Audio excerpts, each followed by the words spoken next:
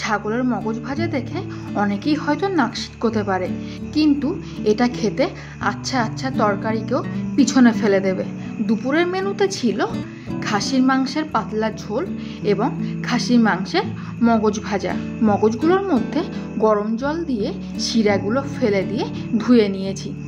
এরপর একটা ফ্রাইং প্যানে 30 ml মতন সর্ষের তেল দিয়ে শুকনো লঙ্কা, তেজপাতা এবং গোটা জিরে ফোড়ন দিয়ে দিচ্ছি একটা মিডিয়াম সাইজের কুচানো পেঁয়াজ। এরপর দিয়ে দিচ্ছি 2 থেকে 3টে কুচানো কাঁচা লঙ্কা, একটা মাঝারি সাইজের টমেটো এবং 7 থেকে 8টা কুচানো রসুনের কোয়া এবং ছোট্ট এক টুকরো কুচানো আদা। সব মশলাগুলো একটু নাড়াচাড়া করে দিয়ে দিচ্ছি লবণ, জিরে গুঁড়ো, হলুদ এবং শুকনো লঙ্কা গুঁড়ো। এরপর খাসির মগজটা দিয়ে খুব ভালো করে ভাজা ভাজা করে নিলেই তৈরি হয়ে গেল খাসির মগজ ভাজা।